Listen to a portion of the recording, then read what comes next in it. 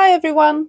We have owned the Basecamp2 for 3 years now, so it's time to do a full and proper review of it, with what we like, what we don't like, and what has happened in these last 3 years. So, let's have a look. It's cute, isn't it? The design is good and funky. The trimming at the front, also matching the light cluster at the back, is quite original. The 2021 model we have has a window on the door which some of other previous models we have seen don't have. It's compact, easy to tow, even reversing is not too bad. It doesn't feel like a drag at all behind the wheel, and so far in 3 years we haven't had the need to get a towing cover to protect the front window from stone chips from the road when towing. The door lock mechanism seems to me a little flimsy. Every time I need to pull the door shut from the inside, it feels like the handle is about to snap, or the whole mechanism could come apart at any moment, but luckily it hasn't so far. In 3 years, I only had one issue with the door lock itself. One day, I found that after closing the door, the lock wouldn't work. I gently removed the plastic cover off with a screwdriver and sprayed some good old WD-40 in all the cracks I could get to with the nozzle. While others might tell you to use particular types of grease, my trick with WD-40 has now lasted 2 long years.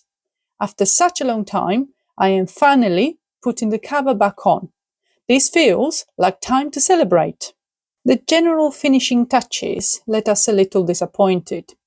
It's not so much the amount of screws and random plastic parts we have been finding at each trip, it's more about the actual assembly finish that left us deflated straight off on collection. One detail in particular was the whole wardrobe unit assembly showing a very visible gap to the bathroom section. Not major, but not very pleasing to the eye.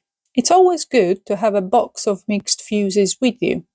The fuses we had to change in 3 years are one for the electric tower, one for the fridge, and one for the heating. While some fuses are easy to change, others are a little more trickier to find.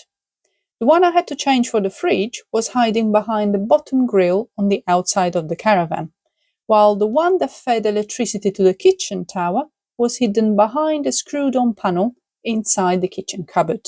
The Basecamp doesn't come with carpets because of the nature of the caravan itself. It is built for adventures, to load your sports gear and bikes. And if you do, the last thing you need is a carpet. It is personal choice at the end, so we decided to buy a couple of rugs from IKEA, connect them together with Velcro, add some anti-slip mats and make it into a runner. Easily removable for breaks with bikes. Just to point out that the Basecamp comes with a nice entrance mat, but again, based on our personal preference, it was one of the first things we decided to remove. Instead, we use a rug by the entrance that we remove and wash after each trip. Talking about adventures, this is the reason why the Basecamp inside doesn't quite look like any other caravans. You might have noticed the lack of enclosed cassette under-bed storage space. Instead, you have this open space that for some looks a bit untidy. Our solution?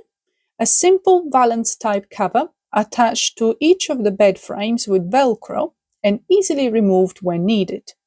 We're just careful when we turn the heating on to keep the vent under the bed closed. I have to admit, the lounge area is quite spacious. You can comfortably fit 4 people, if not more. A large foldable table stored in the wardrobe provides so much surface area, perfect for games and large dinners. The table might be too big and heavy for some people.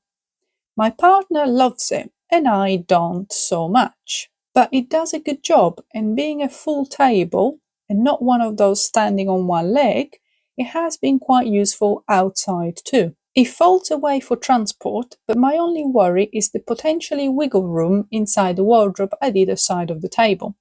So we normally try to put some foam in the gaps to stop it from sliding during my erratic driving. The temperature readings on the main panel have been baffling us ever since we bought the caravan 3 years ago. Locating the inside temperature sensor was the first hurdle. Once we found it, hiding under one of the kitchen panels, we found that the cable was far too short. And perhaps this is the reason why at manufacturing, the factory decided to hide it away. The caravan is designed to provide this sensor its own channel that runs up to the cubbyhole under the kitchen surface. There is where normally it would sit to read the best room temperature. Ours has never been able to read the right temperature unless we keep the kitchen cupboard open. I know what you're thinking. Why didn't you bring it back to the dealership?